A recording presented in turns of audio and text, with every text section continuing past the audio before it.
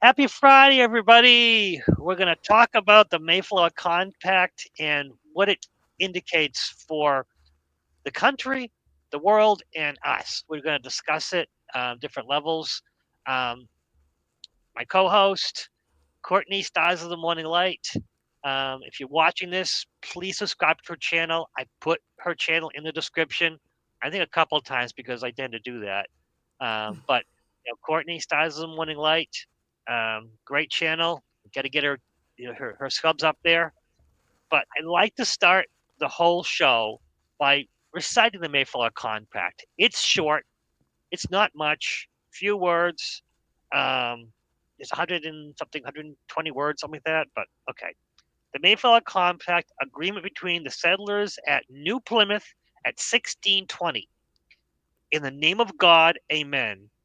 We whose names are underwritten, the loyal subjects of our dread sovereign Lord, King James. By the grace of God of Great Britain, France, and Ireland, King, defense of the faith, etc.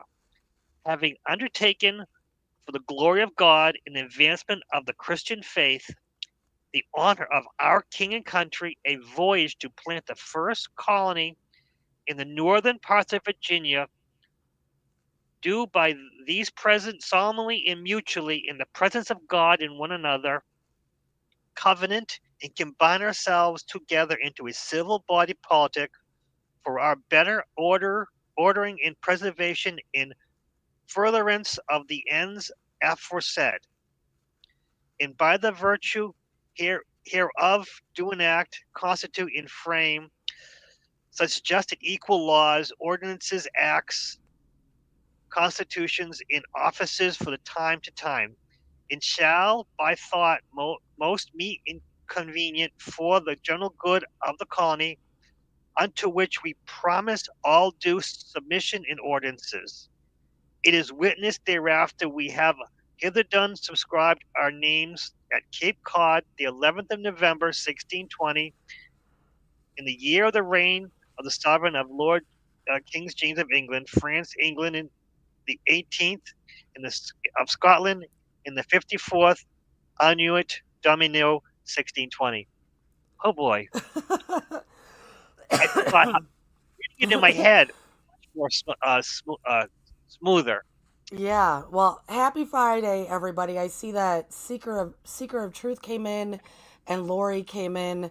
Happy Friday, everybody. Thank you, Lucky, for reading that. So everybody knows I am Courtney from Stars of the Morning Light. Thank you. And I am going to be sometimes whispering and sometimes talking like this, but it takes a whole lot for me to talk like this right now, for I had lost my voice.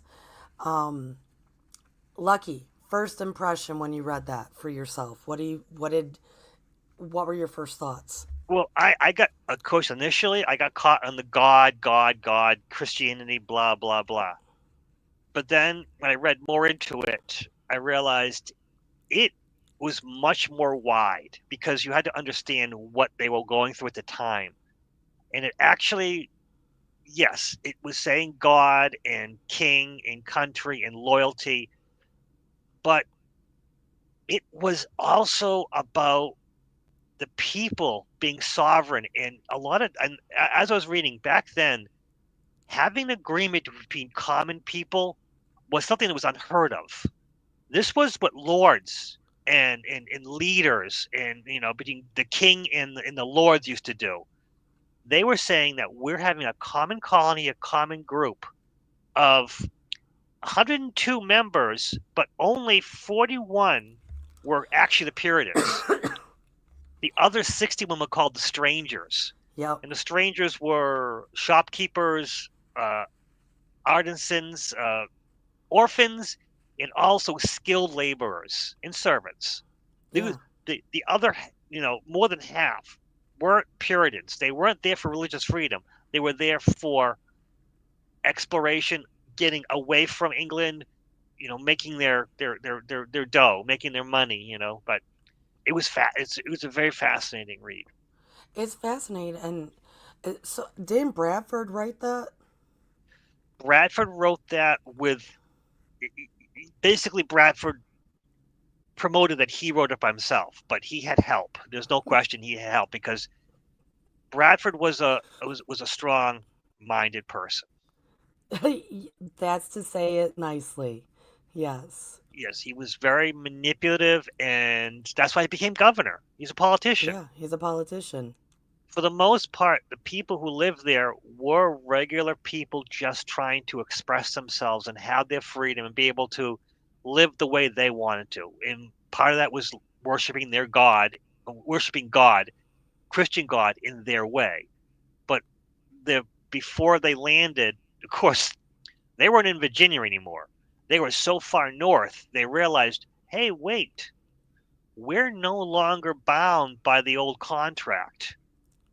We're free. We can do everything we want. In the strangers, the artisans, the laborers, they were like, we're no longer bound by that contract. We can do anything we want now. And look at this open thing. There's no one there. And that's when they said, okay, before we get off this ship, we have to make an agreement. And of course, they were just saying, why? Why do we need this? We're free. And at which point, that's why it was so simple and to the fact and to the point. It's like we're working together. We're a community. We're communal. And initially, it was about everyone sharing responsibilities and everyone being equal. But then it became, we can't live like this because people were skating. Well, Some people were a little bit lazy than the others. So they said, okay, the more work you do, the more credit you're going to get, more land you're going to get. It was still equal, but if you put in more effort, you got a little bit extra out of it. Lucky, I want to kind of go back a minute because Absolutely. you had talked about them writing it to be sovereign. But what stood out to me that was very fascinating, so it's like I do think the overall theme is that sovereignty and the fact that they had to come together as a community because a big portion of people had already passed and died on sea. So it's like we have to work together, we have to be a community, we have to survive, right? But for me, what was fascinating is, we already said Bradford was he was intelligent and he was a politician. What's fascinating is he wrote it thinking that the English government king would possibly read that in the future. That it's to the king, under the king, with the king, all about the king. I mean, he states the damn king like 3 or 4 times. And for me, so when I read that, I'm like, wow, he knew to placate that, thinking that England was going to read it, knowing that they are going to owe a ton of money to the king. So to make it look all nice and good. So it's interesting because the underlining theme and why they and how they proposed it to the people of the Mayflower was we have to come together, even if you're strangers, even if you're English, whatever you may be, we got to come together because we're not going to survive if we don't. So there are going to have to be some rules of the road. But it was written really with the mindset of the king is going to see this. And so for me, reading it, I was like, damn, if I took that voyage and I knew how far I was from the king, I probably wouldn't give a shit about writing it for him. That's me though. You see what, like, I get it, and it probably worked in Bradford's favor. That's why he was a smart guy. I'm not a big fan of Bradford, but as people may or may not know, if they're new to us coming together at Thanksgiving, you're a descendant from Bradford. I'm a descendant from John Holland. I think it's so weird that it's like the underlining theme is sovereignty, but yet still abiding by the king. It's hard for me to read. Does that make sense? There's a lot, like I said, I have an 80-page document that had different people talk, different PhDs and artists, and basically people who knew history. and they were speaking from different points of view, different levels. And from their point of view, the boat was supposed to land in Northern Virginia, north of Jamestown. Virginia was much bigger back then, not like it is now, but it was still wasn't to the extent of that far north of Jamestown. Where they were was not part of sovereign land of the Dutch and East Indian Company, I think it was. They made a deal with a Dutch company and they made the deal with the king. Right. The king owned the land, or the king was sovereign to that land that they were in, and they knew that. So they had to say, hey, yes, we're not where we belong. We don't have the resources to go back to go to where we belong. So we want to stay here, but we want to prove to the king, hey, king, we're making our own colony here, but we're still loyal to you. And back then, the religion was going back and forth because you had the Catholics, you had the Protestants, and you had the puritanical and the different levels of Protestant. They were fighting with each other, and they didn't want any part of that. They didn't want the fighting. They wanted they wanted the religious. They wanted to worship religion in the right way that they felt. So King James was not, quote, their right religion, but they were still saying, we are still sovereign to you. We still worship you. You're still our king. So even though our religion's a little different than yours and your people were persecuting us, we're okay with you, king. So I think it was more to say, hey, don't worry about us, king. We're there for you. We'll pay you back. And also, if you send more people, know that we have a set of rules. We're sovereign to you. You're our sovereign, but please understand that don't send people to bully us because I know again, we're on it's your side. and it's so interesting because think of that voyage. Like the voyage was all new to them. And then they took the voyage and all that transpired on it, knowing how difficult it is, knowing how far you have to go, knowing all this stuff. And they, to me, it's kind of like, a whole new world opens up.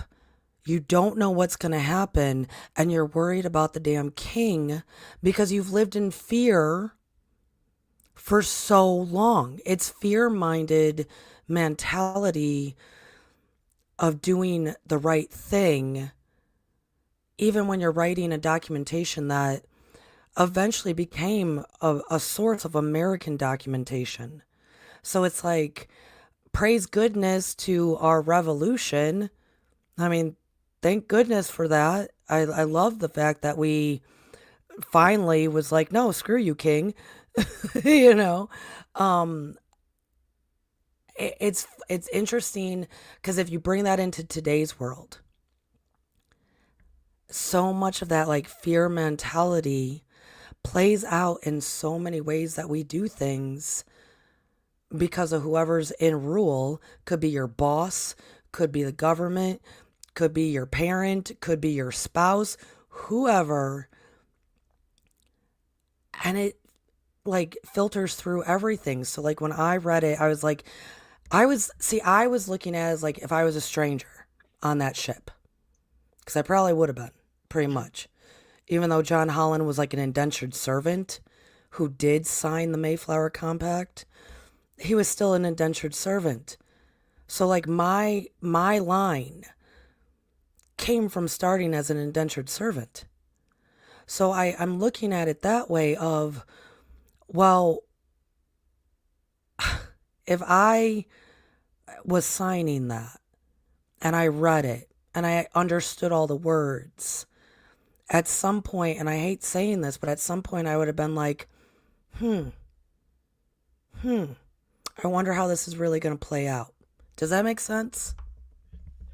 You're using your 21st century mentality to something Oh, yeah. because Yeah. these people, there are three problems that these people were confronting. One, Roanoke was very short time ago. They remembered Roanoke in disappearing colonies. Jamestown was not that successful. And I don't know if the rumors hit them or they didn't know, but people died and people were eaten by that's proof of that.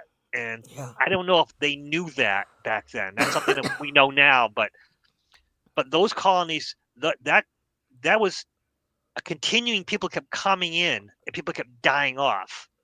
So where they went, even though they weren't in Virginia, they knew they had some struggles. And also, Virginia had problems with the natives. The native population wasn't too happy with them. So, of course, they also think to themselves, we need to be a common front just in case the natives try to take us out. And boy, would they really, God in mercy and faith and whatever looked out for them because the natives said, hey guys, can I have a beer? They had uh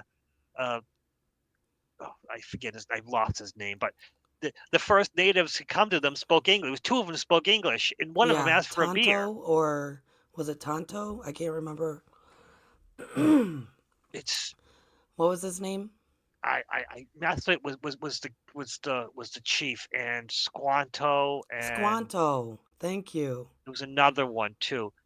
But in that my my Wampanoag friend has a whole different story about that guy who wasn't a Wampanoag, but he was taken in by the Wampanoag because, well, these white people were constantly fishing off their shores, so they figured, well, we better get to know these people because and they're also we was also then the Pilgrims invaded Cape Cod, some of the food storages. That's another story in of itself, Yeah, the corn that they took, and which was from a I grave site, which the yeah. corn was for their ancestors, and they took it. And the funny thing is that the natives put it for their ancestors, but it was still not as an offense that we think of as. But again, we'll pay you back was the situation, and from the Wampanoag point of views, they never paid them back. Right, But right.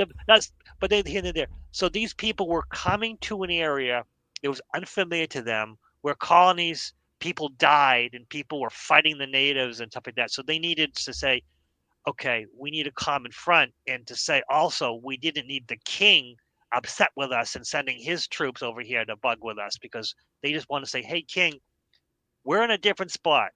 We haven't broken any the promise. We're going to still keep up with the promise. We're there for you. But technically, they were no longer bound by the old contract because they weren't where they were supposed to be, which Yeah. is a whole different thing. That's a whole different tangent where that's a book analyzing that craziness about technically they weren't where they belong. So should they even have been there in the first place?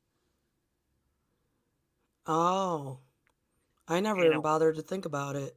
oh no, Plymouth, they didn't belong there. Although technically it was so far north of Virginia, so they considered, oh, I guess it's still. So they kind of extended the range of the king's land. And of course, later the other Puritans came along, and Boston and Salem, and that mess that they caused. That mess where you're from. So yeah, I mean, Salem is an interesting place in itself, but those Puritans, those were people. The funny thing about, unfortunately, my thumbnail has them wearing black Puritan garb. The separatists, the Pilgrims, were not dressed in black. They dressed in colorful clothes because although they didn't care, they didn't wear black. They wore different clothes because that was available to them. So they could dye the clothes any color they wanted. And a lot of it was earth tones like browns and tans and stuff like that. But there was a maroons, kind of reddish with the browns and stuff like that. But they weren't all black and pure black and white. They were they could wear what they wanted. That's one of the problems that we have is that we think of them all as the black and white in prim stiff collars and the hats and no, even the buckles were something that was well out of their price range. Oh Um, yeah. they had Oh pins, they had a yeah. lot of nice pins, but yeah, and it's interesting. The Pilgrims they had a really good relationship with the natives for 50 years, and both sides they worked together, and it was, and it, I mean, they were obnoxious. We're God's people, and you guys are heathens, but they still had the right mindset where we're gonna work with you because the natives said, "Well, we'll work with you," and they said, "Well, if you're gonna work with us, we'll work with you." Sure. I mean, it was good to have a friend, even though if you don't know, and two of them knew your language. It was Yeah. they got really lucky. They got totally Plymouth colony really did do. A lot of them died the first couple years, Well, but I believe John Holland learned their language. Like he actually, maybe I shouldn't be quoted on this, but I do believe he, I don't want to say lived with them, but would spend quite a lot of time with the natives and learned their language and learned what they were doing. the Dutch did have a small trading post which is something outside of common knowledge, which is kind of weird that the Pilgrims had very short path was a trading post with the natives. The English and the Indians natives traded with the Dutch easily, no problem. So yes, someone had to learn the language. So Holland, he probably Yeah. had some Dutch ancestry somewhere in there. So I mean, Well, yeah, I think Holland was like well, he was. What's interesting is I think he was actually English, but he grew up mostly in the Netherlands which because the indentured servant aspect. well, that's the thing. Initially, they left England to go to Holland for a little while, Right. because Holland was much more religiously open, but they were getting kind of obnoxious. They believed their religion was better than the others, and also their children were learning Dutch, and they were Yeah. like, Yeah. "We're losing our English ancestries, although we have our religious freedom, and it's not exactly what we want, but we can't have our children learning Dutch." Yeah. Yeah. So Holland was like what we would consider a sanctuary city now. That's what it was like that mhm. for quite a long time. But they also the people that had to sail the ships, those were Dutchmen because they did it the best. If there's going to be somebody that got you across the sea, it's probably going to be some kind of Dutchman. and Yeah. Or that's Danish. there was a lot of money in that, getting them across. It cost a lot of money to get them across from England to Plymouth. It was a Yeah. lot, and that they owed money to the king and to the Mayflower Company, the company that owned the Mayflower. They owed a lot of money, A and lot they of money. basically, and that's what the compact was saying. Hey, we're no longer bound by the original contract. Here's a new one, and it's simple. I mean, because the old one was, you know, pages. They signed something to say that they owed. I think it was 8 years of service to. So they were all technically indentured servants to the Mayflower Company. They all had to pay back something. Yeah. Some more than others. Jeez. So, Lucky, you entitled this Spiritual Lessons from the Mayflower Compact. Where were you going with that title? There's a lot to this that I realized from reading from a was it the 100-foot view of it, because of course it's 120 words. It's simple, a lot of God, a lot of king, a lot of sovereignty, blah blah blah, but it was more about communal, that we're working together and we're free to express ourselves, even though the pilgrims themselves had more strangers who they referred to as strangers, who were not religious people. They were religious in their own ways, but again, they were not the same religion. And back then, it came, if you're not part of my religion, you're the enemy. This was a different thing. This was, we're working together. We don't care. as long as you believe in a God, we're going to work with you. We're going to work together. There was a very big open mind there, which about expressing yourself, working together, and being kind and making laws and rules for the community. It wasn't the government is there to protect you. It was we are the government. Having the governor, I mean, Bradford, unfortunately, like I said, is a strong-minded political figure, but really, he was just there to make things easier, although he took control and power and everything. But his position was never to be the leader. It was just a central person to, decide things and work on things. And I mean, I don't even think they really. I mean, there was. Oh God, what was his name before No, yeah, Bradford was? there's Carter Yeah, or yeah, what was it? Something like that. That's not right, but it was something like that. exactly, exactly. And Please Car. forgive us, Yeah, everyone. Lucky has a bit of a head cold. I'm still getting over things. Clearly, my voice is. So, we are not up to our usual par with conversation here and memory and all yeah, sorts of stuff. I hope everybody did have a good, happy Thanksgiving. That's why we're talking about all this stuff. This is our Thanksgiving special, so I'm hoping everybody did. We see that Scotty Boy is in here, Lori's in here, Seeker's in here.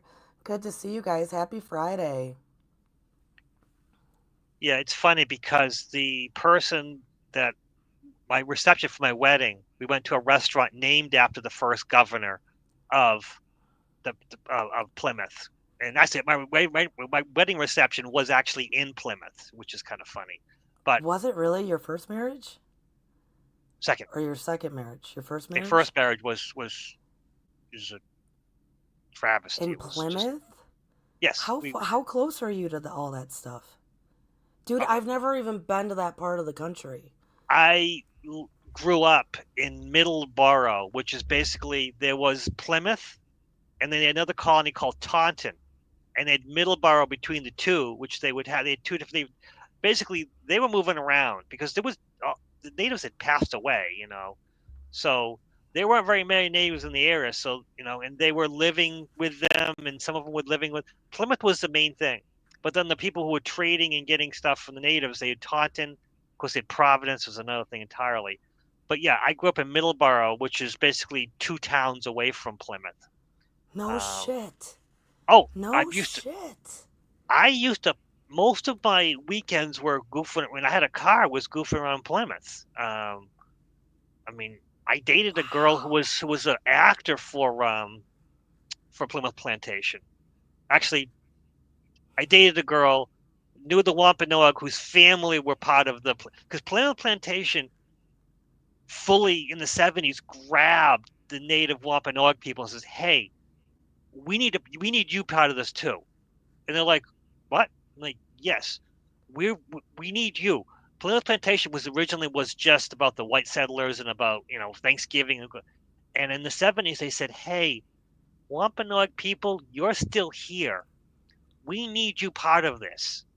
And a friend of mine whose family was actors in this, which was less of an actor. They got to express themselves and do the old because they used to every 3 or 4 times a year they would do powwows and have fun and go back in the original garb. Now they could do it on Plymouth Plantation, and they built the whole native longhouses and stuff like that. And No um, shit. so one of my girlfriends asked she wanted to do it, and he pulled some strings, and she had to be in the background. So she got dressed up and everything, but she wasn't allowed to talk too much. She still Well, tried, and she they was a kept. woman. Well, That was her role. well, they did have women for Plymouth Plantation who got to explain what the hearth was and teach people how to cook and stuff like that. But my girlfriend at the time was strong-willed, strong-minded woman, which I tend to date a lot of those. I'm married. God, You do. strong-willed. You So do. yeah, You so know what? that's a, You have a type. so that's the funny part is that and so they told her, okay, when they ask you You are to refer them back to whatever they ask. There are people who will handle that, not you. But this girl would read up and she says, I want to be part of this. And they kept telling her, that takes time. You here for time, then you can move up. You So might be it's like you a might be know the whole. books, but there was a whole hierarchy. There was a whole caste Is system it at Plymouth somewhat like a Plantation. pretty decent, like, is it a pretty decent, like, theme park in a way? Like, educational It theme was very park? much I they don't know had what. to they had to pretend that they were back then. They would act like they were from 1620 to 1650. But it, like, goes all year round. Is it open all year For the round? most part, Well, for other this than winter. right, exactly, because they do a Christmas thing. Thanksgiving is huge, of course. Right now, probably going crazy right now. Yes, it is. It is kind of expensive still to go there. I mean, they Wow. have a mock Mayflower. They have a small Plymouth where the original village was, and they have another one where they believe the old, the big village was. It was small village, big village. Doesn't It's a Salem have something like that too? I swear Salem, like a small museum or reenactment of all of that stuff. It's so uh, fascinating, that part of the country. I mean, we're talking about the Mayflower Compact where so much stuff started. The Massachusetts area that it's like, wow. well, And if I've never once have I don't even think I've been in a plane that landed near Massachusetts. the problem we have with this is that if someone went to Plymouth Plantation and they went to Salem, they'd be sorely disappointed in Salem because yes, Salem does have reenactments. They have museums. Some are better than others, but for the most part, Plymouth Plantation does it to such a high degree that I mean, Salem actually, where it is, was not where the Salem witch trials happened. It happened two towns over, but because of time went on, it's more interesting to have it there. Um, it's there's a whole story about the Salem witch. Wow. Yeah, Okay. yeah, but that's Okay. that's a local knowing this. They admit it. Yeah, Salem witch trials they happen two towns over, not here. Um, we have graveyards. We have the shoreline, but remember also Salem was not a actual place with borders. It was more like let's live together and have our little farms, and then I like his farm better. Actually, her farm. I want her farm. Yeah. I wonder how we can get her out of here. Maybe she'll Yeah, die. right. She didn't Right. die. She's pretty healthy. She's a witch. Yeah, Salem. Yeah. That's a whole story in itself, and I know too much about that, and I've gotten in arguments about that. The only real witch, which you say that in Salem, the only real witch in the Salem witch trials was the only one to survive, and people get offended by that Yeah.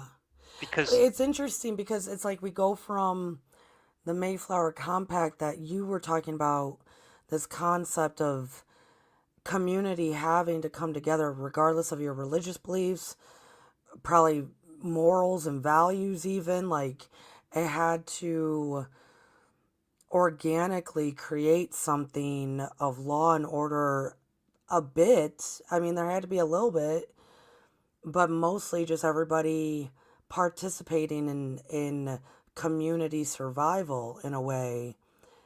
And then just probably what, a few, 100 years later or something, not even all that long, then you take it to Salem, Massachusetts, when it's like, oh no, yeah, we want your property. We want this. We're going to start accusing you. We're going to start doing that. It's fascinating how,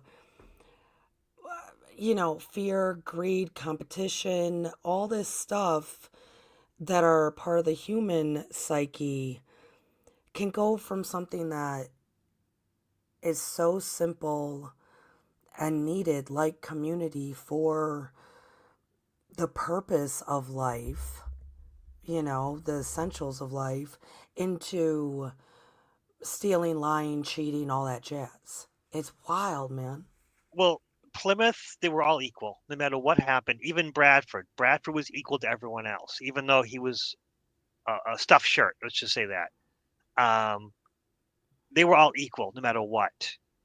Um, Salem, they were not equal. You had judges, you had people who could accuse others, you had higher levels of society and lower levels of society. Hell, even at a slave, they were technically the indentured servants were slaves, but they were slaves who were going to be free one day. Salem had slaves that were never going to be freed. Right. This is a Right. different. There was a much different system where you had higher levels and lower levels in Salem. There you go. Well, Plymouth Plantation, you had everyone pretty much equal. I mean, there might have been a little bit of some who were higher than others, but it was more what you contributed. If you contributed Right. more, and of course, Bradford was literary, he was educated, he was intelligent. So he may have not done the hard work on the fields, but he was one to, I'm working hard, for the people. So, he was seen as contributing, and the people working in the fields were making money or making food, or and those who were also working with the native population, trying to get, trading, and one of the big things is the turkey on the table, and whether they had a turkey on the table or not. And because honestly, wild turkeys are aggressive and they're smart. So killing a wild turkey was not as easy as killing a deer. So the most part is most likely the first Thanksgiving were deer, maybe duck, maybe small birds, something, Yeah, I eggs. think it was probably duck. I really do. I think it was probably duck. And I know the natives brought some deer. I don't know where turkey came into the play, into things, but it's a bigger bird. Maybe that's why. But dude, there are parts down here, areas that no matter what day you're driving on, you're going to see a bunch of wild turkeys running through the road, just causing a mess. They're always like, we have a lot of wild turkeys. And, I don't know if I ever saw them out in the wild like that. I mean, I've been to turkey farms growing up. Yeah, they're just wild. They would be so difficult to actually catch in the wild because they're just, they ain't got no sense, I don't think. Um, Lucky, I have to say, what's nice too is because I was going to touch on it, but you actually touched on it better. So when I was reading it, of course, I'm reading it with my 21st century mind, going, screw the king. But at the same time, I also had the thought of like, this is community and how they're all going to be pretty much equal. And you do receive by the fruits of your labor, regardless of if that is education based and oral speech based, right? Or physical labor. You're putting roofs on people's homes. To me, that is the essence of anarchy. Yes, I It is understand. it Yes. is the essence of anarchy. And I gotta tell you this, dude. So I had I wrote some like really endearing post on somebody's video, and it mentioned how I'm an anarchist. And when I first started dating my husband, he just took it as face value for what I said. And I said, you got to look into it, read this, do that, did it. And 10, 20, well, okay, 12 years passed or something. And he finally started listening to Michael Malice, who then taught him what anarchy was. And then he gets to turn to his wife and goes, wow, I know what you believe now, right? After many, many moons of marriage. So I was writing this beautiful post. Someone came back in and said something. It was completely ridiculous. I'm sure they are maybe young and lonely and hurting. I don't know. But they wrote, you say you're an anarchist, but then you legally get married. Hmm. And, the laughing emoji. And I was just in my head going, wow, they don't know what they're talking about. As in, it's all about choice. I mean, anarchy is hands down freedom of choice to no end, and freedom of speech, freedom of just being a human. And that's what I think, even with the compact, even though there had to be some kind of perimeters as to certain laws. Like if you are stealing, yeah, something's gonna probably happen. Some kind of reprimand, right? Some kind of boundaries. Really good boundaries. You know, most humans don't have boundaries in the first place. But because it was fresh and new and they were learning what to do as each day passed, and they were creating anew, co-creating, the need for a lot of laws is lessened when people are more equal and treated fairly by the fruits of their labor. And that, like I said, is the core of anarchy. And so it's like when I read it, I really was thinking that as well. And thinking how people really don't, in my humble opinion, I don't think people educate themselves more so on how community could really thrive if it is based on those kind of morals. The amount you put in is the amount that you receive. Like how Robert says on the show, right? On Milky Way Soul Tribe. Be the frequency you want to receive. You know, I so you were in essence you were already where I was going to be headed with my point tonight. Mhm. Well, that's the thing, is that for the most part, the pilgrims were less than, were 40%. Now the 60% were the strangers, who were the ones who actually had the skills. But Plymouth Plantation was set up originally, even though the 40% were a smaller group, they were the reason, they were the impetus, they were the catalyst to get them across. And the other people just glommed on to be part of it because they wanted, to be part of the, have the opportunity to grow new food, get new foods, and have exciting adventures and stuff like that. So, but And they all honestly, really, Lucky, that's a good balance. If you're starting something new, like a whole new co-creation, 60-40 is a good balance. You don't need that many minds in the mix. And you can teach the younger folks how to do skills. In something like that, you do need 60% of skilled labor that knows how to farm, build, can cut down those big ass trees. My dad worked as a lumberjack and a bear trapper and stuff like that. Like you need people.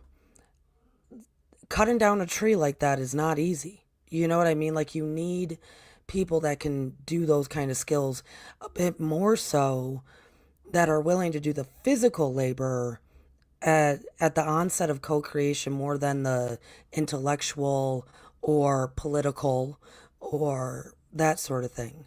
But you also still need to teach your children and whatnot. So I think that percentage is good. I personally do.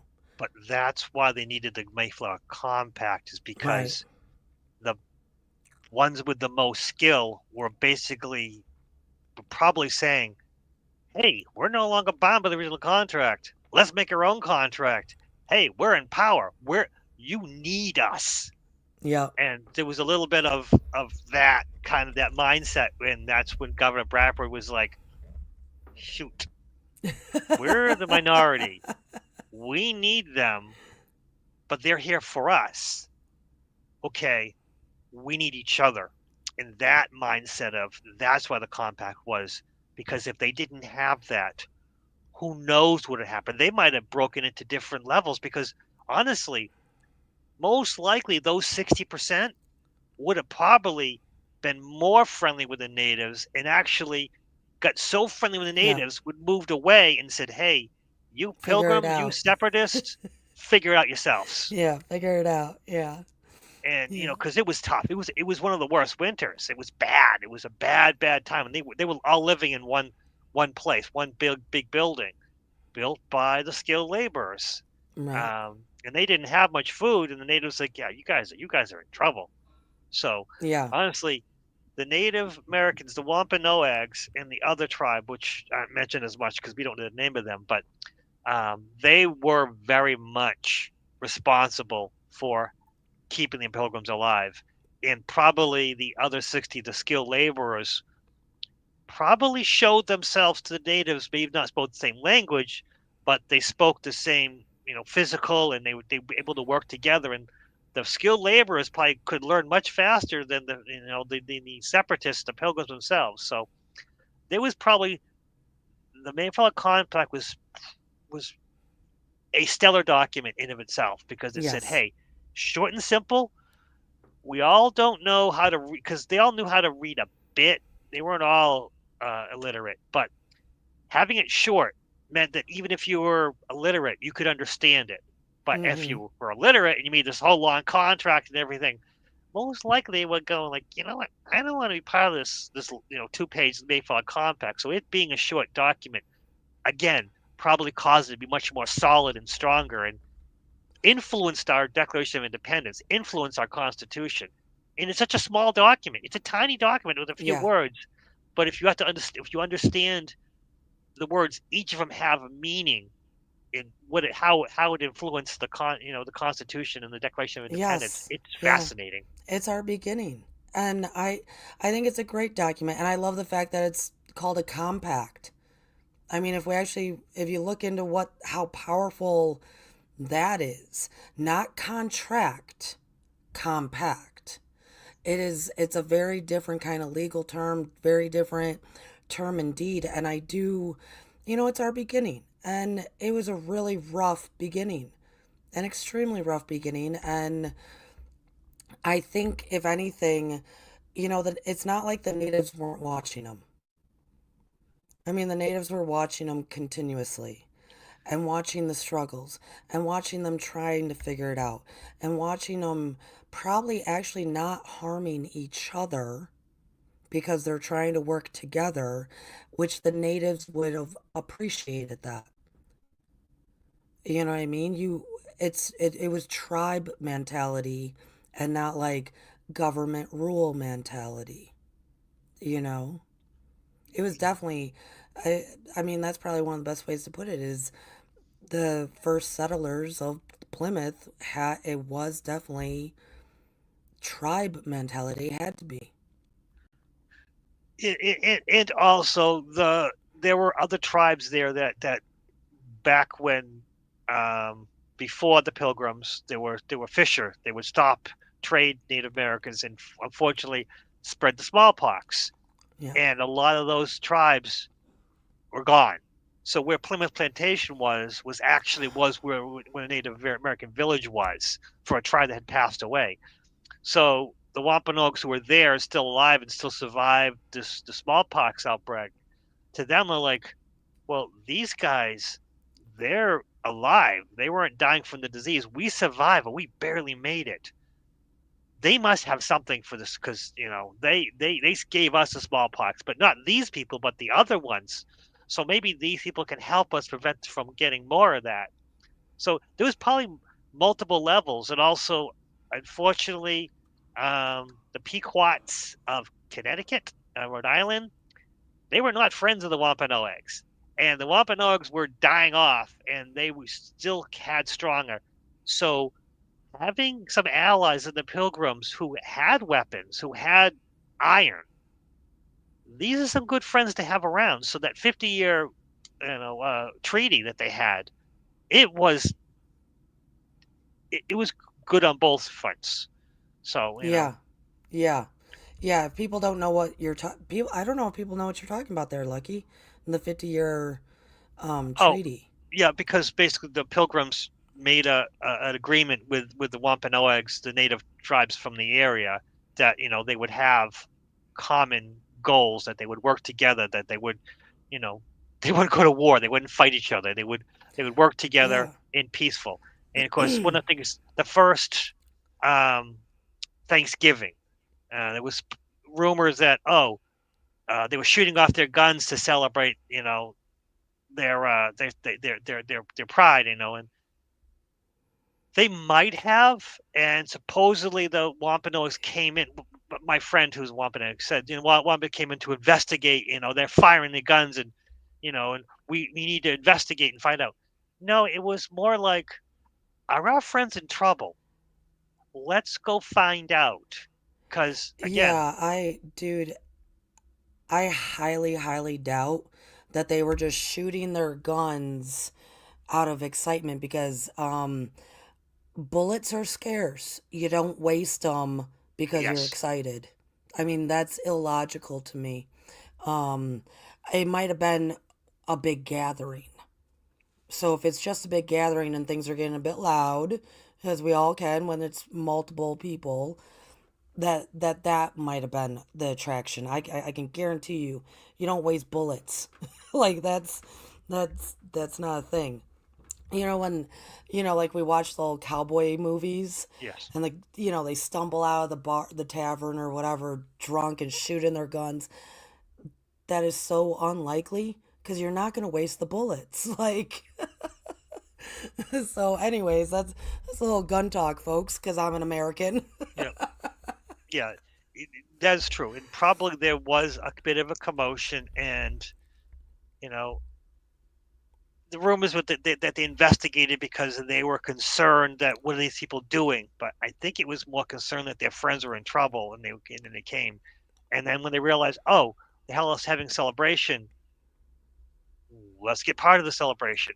And it wasn't about you know sharing the food that the natives, I mean, the pilgrims had. It was about, hey, let us share with our friends, because again, the Pequots were nasty, nasty. I mean, even now, uh, my You're like, Wampanoag even friend, now. yes, my friend who's Even now, they're Wampanoag and has a scary. friend who's a Pequot. They do have a friendly rivalry where they, Yeah.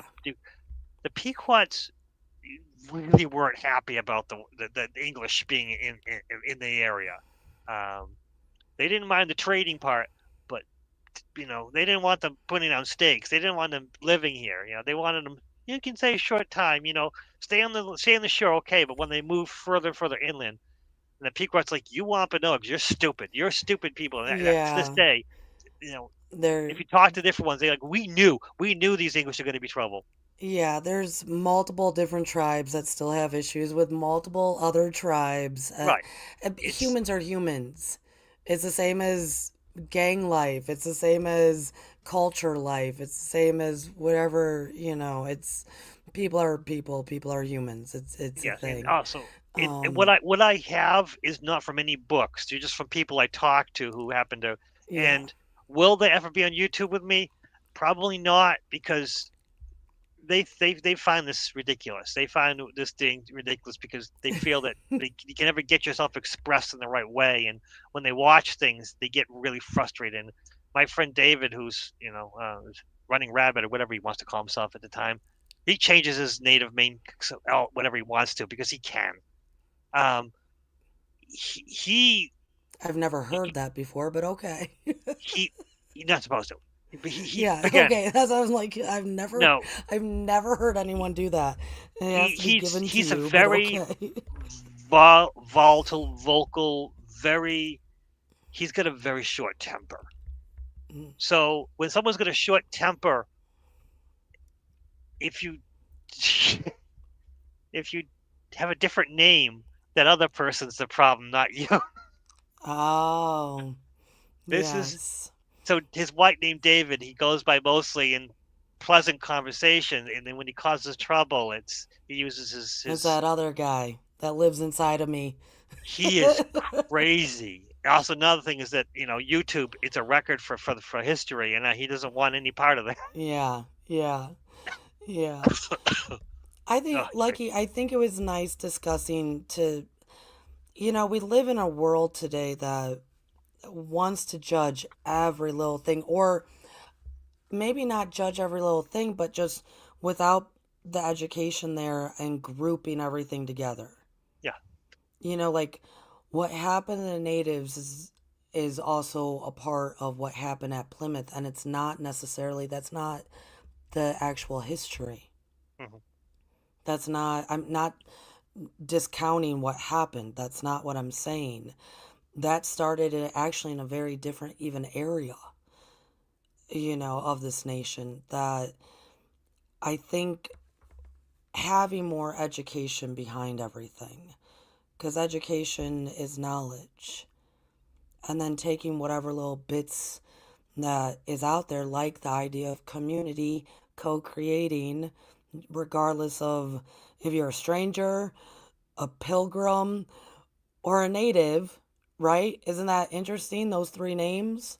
I Hmm. mean, isn't that the makeup of this nation? Hmm. Strangers, natives, and pilgrims. I mean, that is what we are. Hmm. Just coming together, learning more, and then experiencing it by being together and co creating, doing the actual work. I think that would be my message for tonight. Like, hands down, that'd be my message.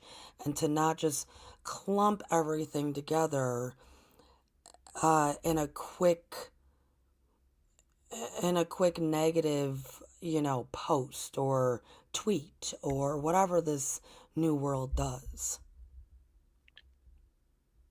That yes, that is very true because a lot of what happened at Plymouth the first years was truly gorgeous. It was beautiful. It was fantastic.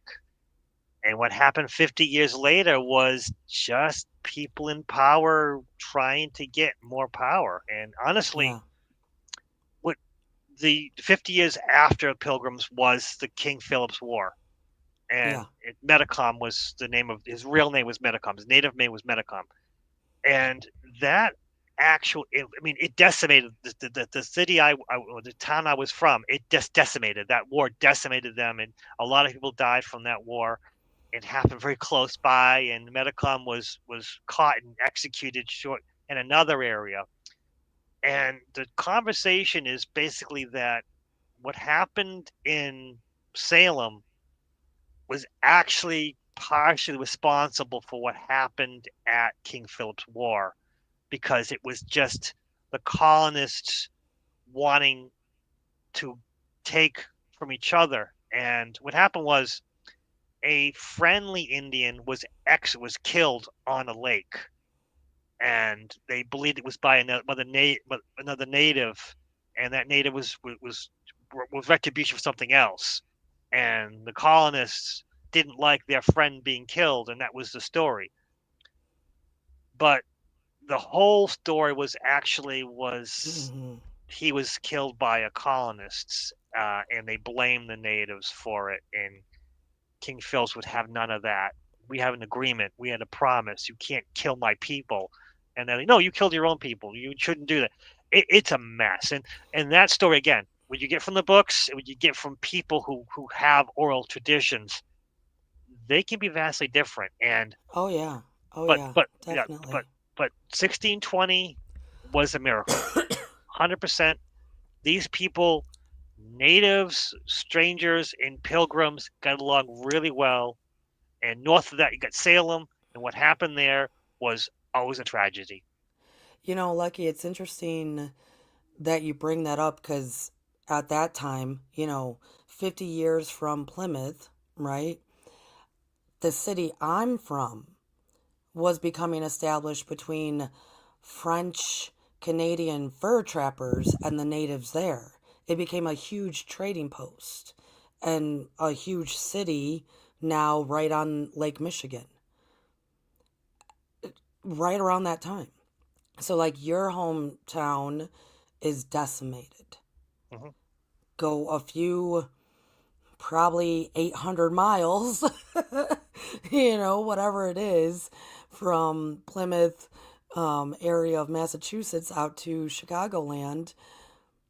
Now you have places actually being established because of natives and white men, French trappers working together. It's fascinating how our nation, it's, you watch the waves of energy, And it's like you watch it go from the East Coast and all the way through. And then by the time, a couple, few hundred years go through, it then starts coming from the West Coast and back again. That pendulum of the energy that shifts and moves from nature to political to sociology, social, all of it. It's so fascinating to watch and to know. You got to know your history. And there's another story, which is I'm like my current home is more central Massachusetts, and there was a Huguenot village. Basically, Huguenots were French Okay. Yeah, yeah, yes, yes. settled, Yeah, that's basically yeah. around the time of the witch trials, and they came down because they were far away from the English colonies, and they just wanted they just wanted to settle, be peaceful and everything. And supposedly the natives attacked them, and and they scared them so much that they went back up to Canada, which is a terrible journey.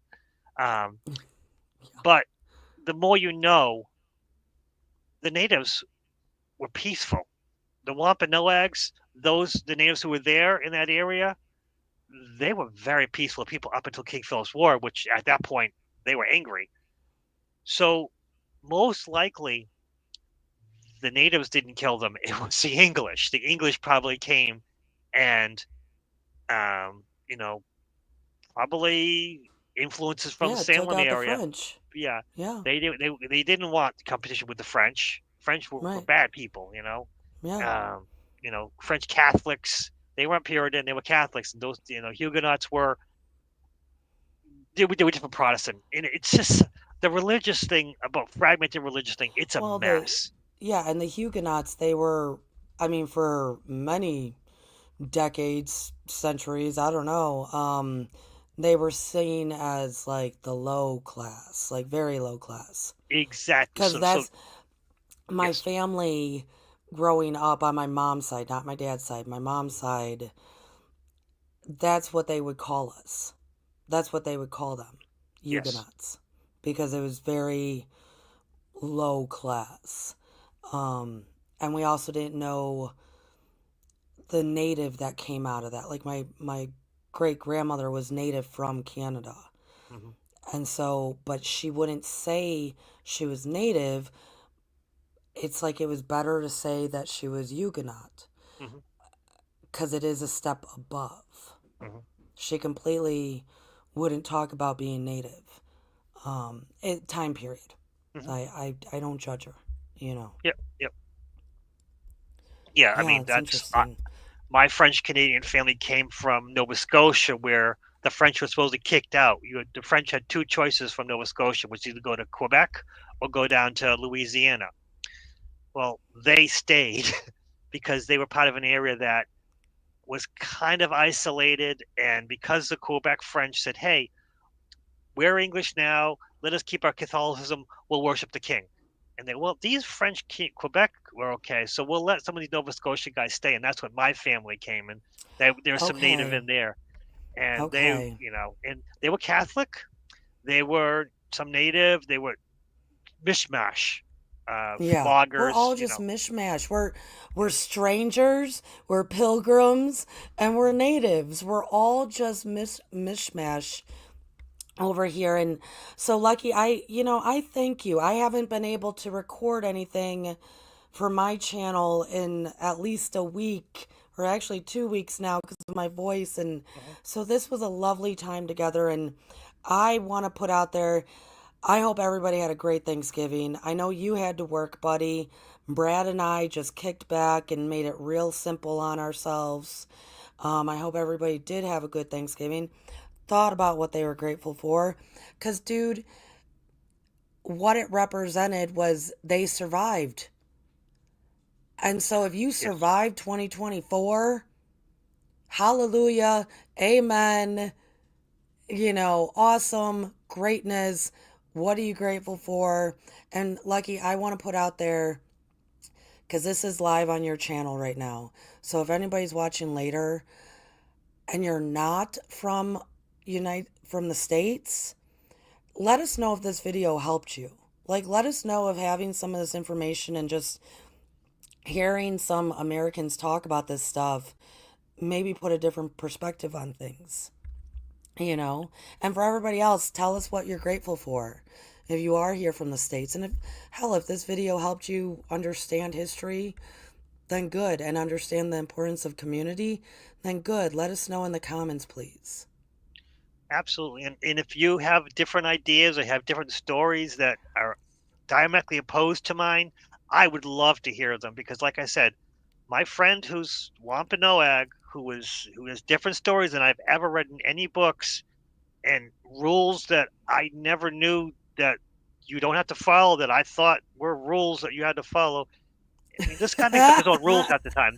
Some of the stuff, I mean, I've gone hiking with him and some of the stuff that he's come up with, I'm like, are you sure about that? That doesn't make any sense. And then we go talk to his is a name, shaman, whatever he is. Nice The guy. chief or the shaman? He's the medicine religious. Okay. He's kind of he's a very laid back. You would never know that he was a very knowledgeable, very powerful individual. And this guy, he makes rules and stuff like that. But you talk to him, and he's go, yeah, sit down, have some tea, and like, well, is having tea, isn't that kind of English? And he goes, English, native, who cares? Let's talk. Let's talk Yeah. and tell our stories. And some of the stuff he tells, stories, like I said, when you talk to people who've got oral traditions, they may not agree with the history books, but you're going to get a fascinating story. Let's just say 100% it's all made up, not true at all. It's still a great story and it needs to be preserved. Even if Yes. technically it's not true, I think it's an important story to be told and listened to. And, I mean, this guy I really wish he would go on, get him on my channel or something like that. But again, this YouTube stuff for some people is just not right, and having a lot of them feel that, there's too much, I don't know, power, strength, advertisement. It's just, we're not interested in it. We'll just Well, talk to each other. maybe Lucky, if because it would be nice. Because Oh, you know me absolutely. and my stories. Yes. Everybody's a beautiful story. There's a million beautiful stories.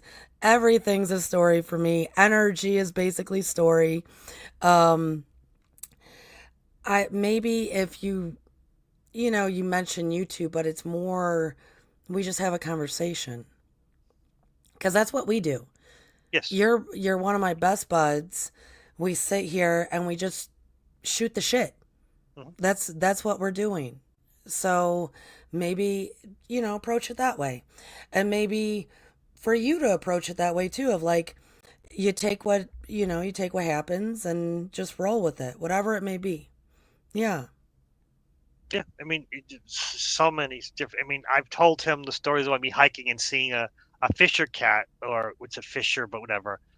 And he was telling me how important of a because I told him exactly what happened, and he said, oh, that's very important. And then the time that I found the deer bones, and he said, oh no, that's haunted, that's scary. And he was kidding with me. I didn't know that. Took me a month, and I'm like, oh well, I still know what it is. I avoided. I don't. He goes, oh, I was kidding, son. I said, I went, oh no. So I take everything he says. Okay, oh, this is mean, this mean, this meaning. Okay, is what I get from this. And other times he tells me jokes, and again, I get meaning from the jokes. I need to know to catch when he's being satirical. There is a difference, and that's what Dave was trying to explain to me, that there is a difference when he's satirical. Will you tell me? He goes, no, no fun that way. No. That's what You Dave does you to me. figure it Like I said, out. Dave You go is experience it. Dave has gotten me in so much trouble in my life, but he's also kept me safe a lot of times too. So, having Well, having a does David know, Lucky, does David know that you've mentioned him numerous times? oh, he's watched some of my videos when I've talked about it. Yes, yes, he's definitely Oh. Well, definitely hi, definitely David.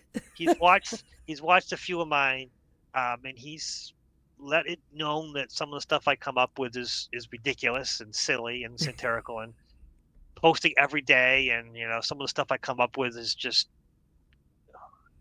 elementary school style. content. It's very lucky. Lucky on a bad day. Let's say He's that. he's very strong-willed individual, and he was Yes. this. I mean, if he made a video, most likely would need to be, I don't know, privated. I don't know, because It's he does okay. he I does not. say Yeah. all you can ever do, this goes for everybody and everything that we do in life, period. You put it out there and then you don't care which way it goes. Mhm. Period. That's it. Like, that's all we ever have to do. You put it out there and you don't care about which way it goes. And so that's what you'll do with David. And that's Mhm. what everybody here will do, right? That's just what we're going to do. And so happy Friday, everybody. Happy Thanksgiving. Lucky, happy Friday and Thanksgiving to you. Are you doing hiking this weekend? I don't know what I'm gonna do. Most likely, I'm gonna need to pull myself and just cuddle up and sit in a warm bed all weekend and just try to heal from this stupid head cold, because I have next week off because I work Thanksgiving. I made an ultimatum that if I had to work Thanksgiving, then I want that week off afterwards, and I earn the time. So I have a week off. And I don't want to spend it all be sick. So I want to heal as much as possible this weekend so I can do the weekend and the week and have do what I need to do for the week. Nice, nice. Yeah, we're both, I think, going to be healing then. Lucky, we need to tell everybody that starting in December, that we are going to go back to talking about the inner voice because there's still a lot that needs to be discussed about that. And I believe we discussed piggybacking like one Friday. So like next Friday will be on my channel. Probably still pre-recorded, folks. Please go to Stars of the Morning Light and subscribe. I do need more subscribers. Um, and then live on your channel, then on my channel. We're just gonna piggyback off each other, back and forth at 8 p.m., either your channel or mine. And so I think next Friday will be my channel. And I think we'll go back to talking about the inner voice. There's a lot that might take all of December. Who knows, right?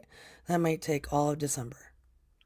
True, true. I mean, it is an interesting subject, and especially for me, the interesting subject of people who don't have it and trying to get a handle on not having it and what that's like. It's something that I need to understand because, again, I know people who don't have it. And actually, a friend of mine, um, last week I went to Newport, which is a whole different story with the windmill tower thing, which is a crazy story of itself. Um, but I was talking with a friend and his wife and their friend, and my friend and the wife had the inner voice, and their friend does not. And I'm like, what? And we got talking about it, and we had no idea that what the other people live with and how there is nothing. And then, they go to just, when I go to bed, I sleep. But when we go to bed, we go over the day, we go plan for next week, we go plan with tomorrow. We go, okay, enough plans, go to sleep. Shut up. Shut up, head. Shut up, brain. Shut up, Brady. And the brain goes, I'm not done yet. And the brain goes off on a tangent, and a friend says, how do you sleep? How do you sleep if you're always just happens? We got talking about, simply having an inner voice and going to sleep is a totally different experience than who don't have the inner Oh voice. And yeah. Yeah, I don't I those people they just go to sleep. They just fall asleep. I've never understood them. I'm envious, even though I hate that word, but it's like, man, on an average, it takes at least 3 hours of me just kind of zoning out in front of the television or listening to music or whatever to let it all filter out enough for me to actually fall asleep. That's my minimum. 3 hours. So like right now, Lucky, we're gonna be ending this mhm. probably at 9:20 or so here on the East Coast. Um, I'm probably gonna have to go do that, which means I probably won't actually head into bed until I don't know, 12:30 if I'm, looking at it right. Cuz it's going to take that long from us having this interaction for me to unwind enough to actually go to sleep. Those people that can just fall asleep, what glorious thing that they have. I don't know if they know that. Because they probably know nothing of the struggle of, damn, I would love to go to sleep at a normal time. you know? Well, that's one thing about meditation, which is for me to meditate and clear my mind is so difficult. So I basically write everything. Okay, brain, I'm going to write everything down. So you don't bring this up while I meditate, clear my head. So I clear my head, be quiet. Okay. Okay. Write everything down. Okay.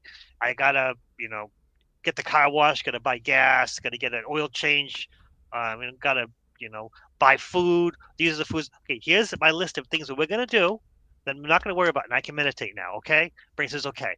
And then I go Yeah. meditate and then, oh, you, you better check the cat's vaccination records because the cat's got to be vaccinated. Remember, is the vaccine now or is it spring? Oh, you should check the records. You got to check the records. Okay, fine. Check the cat's records for vaccination. It's on the list now. Now can you be quiet? That's what I go through. We'll see. And Lucky, our last show that is on my channel, so you guys can all go back and see it. It's in the Esoteric Tea with Lucky and Courtney playlist. Lucky, when we were talking about it last time, it was as if we were kind of gloating, like we were somewhat superior because we have this inner voice, which was not the intent. It was us struggling to try to understand, really, I think, what would it be like without it? Because there is that factor too, and we need to go into it next Friday at 8 p.m. Eastern Standard Time at Stars of the Morning Light. We will be together doing it. We have to go into that aspect too of like, it's not always like this great blessing to have this inner voice. It's not, the clear differences though that we're just now learning as a peoples, all of us as a community, as a just humans walking around, now makes us understand the opposites that we are engaged with. So I think we just need to have a lot more dialogue about it. A lot more dialogue. And I would love if somebody was out there that is listening. I don't know if too many of your subscribers or my subscribers that don't have an inner voice.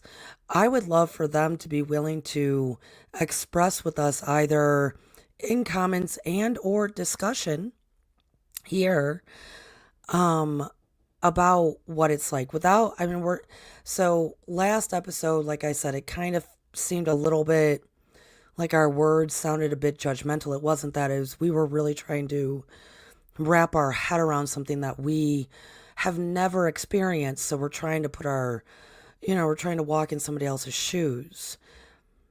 I think if we could find somebody to have that dialogue with, it would be done in compassion, and because then that would help them understand us as well. They probably have coworkers that they think, X, Y, and Z about.